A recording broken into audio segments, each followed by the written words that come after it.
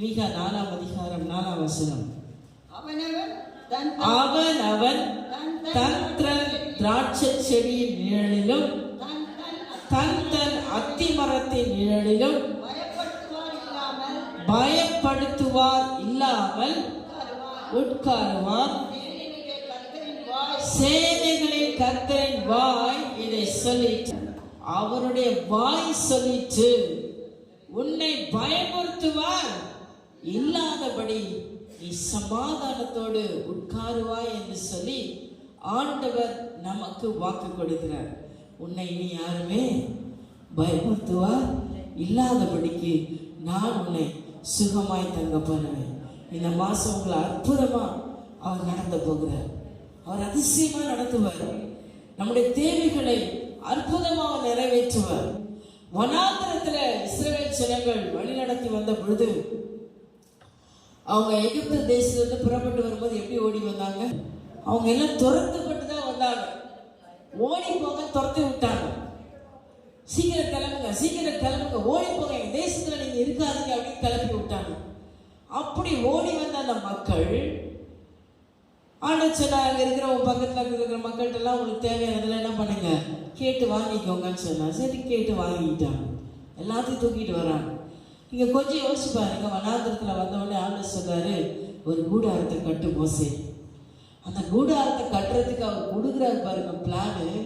இப்படிப்பட்ட நூல்ல தான், இந்த கலர் நூல்ல தான் நீ கட்டணும், இப்படிப்பட்ட மரத்துல தான் இதை செய்யணும், இப்படிப்பட்ட இரும்பு பாத்திரங்களை தான் நீ யூஸ் பண்ணணும், வெள்ளி பாத்திரம் தான் யூஸ் பண்ணணும், தங்க பாத்திரம் தான் யூஸ் பண்ணணும், வெங்கலம். எங்க வனாந்திரத்துல போய் இதெல்லாம் தேடுறது? கொஞ்சம் யோசித்து பாருங்க. இஸ்ரவேல் ஜனங்களே தண்ட பாத்திரங்களை தூக்கிட்டு ஓடி வந்த மக்கள் ஏதோ கொஞ்சம் பொண்ணு பொருளை கொண்டு வந்தாங்க. ஆனா ஆண்டவர் அப்படி ஸ்பெஷலைஸ் பண்ணி சொல்லக்கூடிய பொருட்களை எல்லாம் வனாந்திரத்துல போய் எங்க சம்பாதிக்கிறது? அந்த மக்கள் மோசே கிட்ட சொல்லும்போது ஆண்டவர் மோசே எப்படி யோசிச்சிருப்பாரு? மக்களே பாவம், வனாந்திரத்துல கிடக்குது, இருக்க இடம் கூட இல்லாம கிடக்குறாங்க, இவங்க கிட்ட போய் நான் எப்படி ஆண்டவரை கேட்பேன்? இந்த கூடாரத்தை கட்டுறதுக்கு இவ்வளவு ஸ்பெஷல் திங்ஸ் தான் வேணும் நீங்க கேட்குறீங்க, இந்த மாதிரி கலர் நூல் தான் கேட்குறீங்க, இந்த மாதிரி ஆடை தான் கேட்குறீங்க, நான் என்ன பண்ணுவேன் அப்படின்னு அவர் மனசுல குழம்பி இருக்கலாம். ஆண்டு சொல்றாரு, நீ போ கேளு, உதார்த்தமா கொடுக்குறோன்ட்ட கேளு அப்படின்னு சொல்லிட்டு அதை போய் மோசே அப்படியே சொல்றாரு இஸ்ரவேல் ஜனங்கிட்ட. ஆண்டவருக்கு இப்படியெல்லாம் என்ன செய்ய சொல்லியிருக்கான்னு சொன்ன உடனே அவன் கூடாரத்துல இருந்தது, அவங்கவுங்க வனாந்திரத்துல தான் படுத்து கிடக்குறாங்க. அப்படி எப்படி அவங்ககிட்ட அந்த பொருட்கள் எல்லாம் வந்து சேர்ந்துருக்கு பாருங்க. ஆண்டவர் ஆசாரிப்பு கூடாரத்தை இங்க வந்து கட்டுறதுக்கு எங்கேயே ப்ரிப்பேர் பண்ணிட்டாரு. புரியுதா நான் சொல்ல வர்றது உங்களுக்கு என்னன்ட்டு? அவங்க இந்த இடத்துல ஒண்ணுமே இல்லை அப்படின்னு உட்கார்ந்து இருக்கிற அந்த சூழ்நிலையில ஆங்காரத்துக்கே வழி இல்லாம உட்கார்ந்து இருக்காங்க. சாப்பிட சாப்பாடு இல்லை, குடிக்க தண்ணி இல்லை, கறி மீன் கிடைக்கல அப்படின்னு அவங்களே புலம்பிட்டு இருக்காங்க. இடத்துல அவங்க கிட்ட தேவன் நினைச்சா அத்தனை பொருளும் அவங்க கிட்ட இருக்கு. அல்லேலூயா சொல்லுங்களேன். இந்த ஆண்டவர் அவருடைய காரியத்தை நடத்துறதுக்கு எங்க ப்ரிப்பேர் பண்ணியிருக்காரு பாத்தீங்களா? அவங்க எகிப்திலிருந்து புறப்பட்டு வரும்போதே ஆசாரிப்பு கூடாரத்துக்கு என்ன தேவை என்பதை அங்கங்கே கிளம்பிட்டு கொண்டு வந்துட்டார். ஆனா இவங்களுக்கு தெரியாது இதெல்லாம் நம்மகிட்ட இருக்குன்றது. மோசைக்கு கூட தெரியாது இதெல்லாம் என்கிட்ட இருக்குது. ஆனா ஆண்டவர் அவங்க கிட்ட இருந்த பொருட்களையே வச்சு அழகா அந்த கூடாரத்தை கட்டி நேர்த்தியாக ஆசாரிக்கும்படியா தேவன் வைத்தார். இன்னைக்கு நம்முடைய சூழ்நிலை ஒன்றும் இல்லாத நிலைமையில இருக்கலாம். இன்னைக்கு நம்ம எதிர்பார்ப்புகள் எல்லாமே வீணா போன நிலைமையில இருக்கலாம். நம்ம ஆசைப்பட்டது ஒண்ணுமே நம்முடைய வாழ்க்கையில் நடக்காதது போல, வெறுமையா இருக்கிறத போல நீங்க யோசிக்கலாம். ஆனா ஆண்டவர் சொல்றாரு, நான் நீ யோசிக்கிற பிரகாரம் நான் யோசிக்கிறவர் அல்ல. நீ யோசிக்கிறதுக்கு முன்னாடியே உனக்கு என்னென்ன தேவை என்பதை நான் ஆயத்தமாக்கி வச்சிருக்கேன். அவர் செய்வார் விசுவாசிக்கிறார். அவர் நினைச்சது நம்முடைய வாழ்க்கையில தடைப்படாது. அவர் செய்ய நினைத்தவைகள் என் வாழ்க்கையில கட்டாயமாய் நிறைவேறும். அந்த விசுவாசம் எத்தனை பேருக்குள்ள இருக்கு? விசுவாசிக்கிறீங்க அப்படின்னா இந்த மாசம் இந்த அற்புதங்களை உங்க வாழ்க்கையில நீங்க பார்ப்பீங்க. ஆண்டவர் செய்வார். எந்த விதத்திலும் அதுக்கு அறிகுறியே இருக்க, இந்த காரியம் நடக்கும் என்பதற்கு அறிகுறியே இல்லாத போல காணப்படும். ஆனா ஆண்டவர் சரியான நேரத்துல சரியான இடத்துல அதை நிறைவேற்றி முடிப்பார். நடக்காத போது நமக்குள்ள வருது பாருங்க ஒரு பயமும் ஒரு திகிலும். என்ன நடக்குமோ எப்படி நடக்கும்? அந்த பயம் இனி உன்னை ஆளுவது இல்லை. உன்னை பயமுறுத்துவார் இல்லாதபடிக்கு நீ சமாதானமாய் இருப்பாய். 1 ராஜாக்கள் 4ஆம் அதிகாரம் 25ஆம் வசனம்.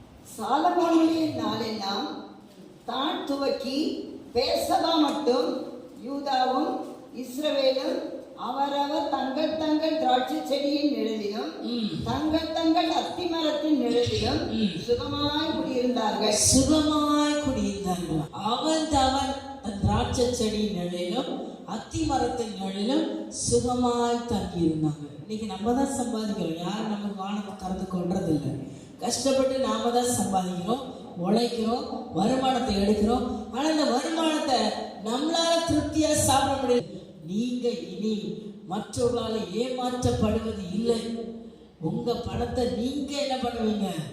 அத்தி மரத்தின் நிழலிலும் அந்த திராட்சை செடியின் நிழலிலும் நீங்க அவனவன் அவங்கவுங்க உழைப்பின் பலனை அவங்கவுங்க சாப்பிடுறதே பெரிய ஆசீர்வாதம்.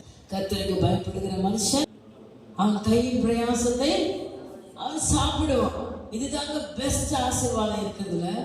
நீங்க சம்பாதிக்கிற உங்க பணம் உங்களுக்கு நஷ்டமடையாதபடி நீங்க திருப்தியா சாப்பிட்டு மீதம் எடுத்து கையில வைக்கிறீங்க பாருங்க, அதுவே பெரிய பிளஸ்ஸிங். நான் சம்பாதிக்கிறேங்க ஆனா ஒண்ணுமே கையில இல்லை. நான் சம்பாதிக்கிறேங்க ஆனா திருப்தியே இல்லை. நான் சம்பாதிக்கிறேங்க ஆனா என் தேவைகள்ல நிறைவே இல்லை. அந்த நிலை மாறி எவ்வளோ பணம் வந்தாலும் என்ன எனக்கு நிறைவா இல்லையேன்ற ஒரு பயமோ ஏக்கமோ உங்க இருதயத்தில் இருக்கு பாருங்க, அது இந்த மாசத்துல கர்த்தர் மாற்றி போடுவார். நீங்கள் எவ்வளவு சம்பாதிச்சாலும் கொஞ்சமானாலும் அதிகமானாலும் அதை நீங்கள் சாப்பிட்டு திருப்தியாய் வாழ்வடிக்கு கர்த்தர் கிருபை செய்வார். அவரவருடைய பலனை அவரவர் அனுபவிக்கும்படியா கர்த்தர் கிருபை செய்வார். இங்க வசனம் சொல்லுது, நீங்க பாத்தீங்கன்னா தன் திராட்சை செடி நிழலிலும் தன் அத்திமரத்தின் நிழலிலும் பயப்படுவார் இல்லாமல் உட்காருவார்.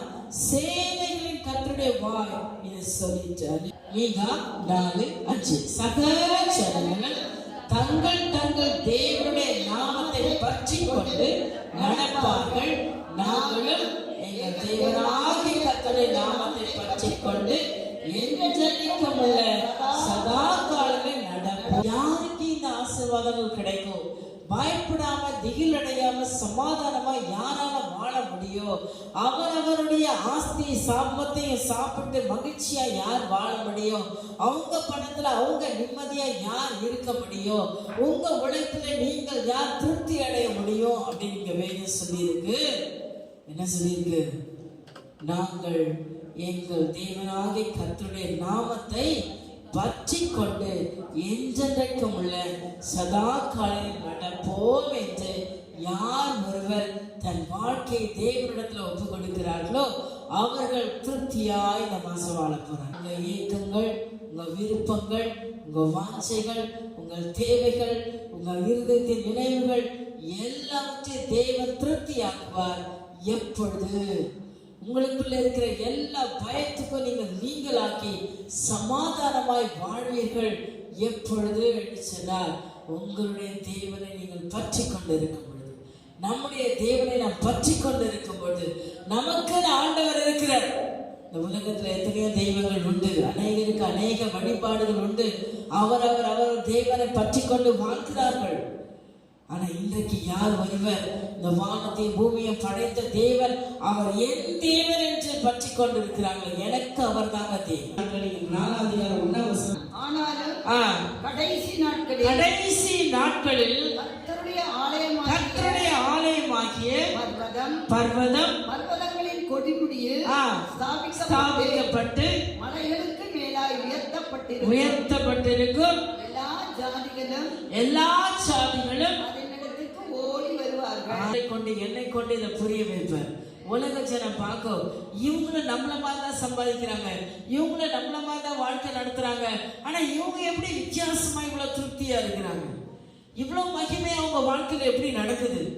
எவ்வளவு சமாதானமா இருக்கிறாங்க, எவ்வளவு சந்தோஷமா இருக்கிறாங்க.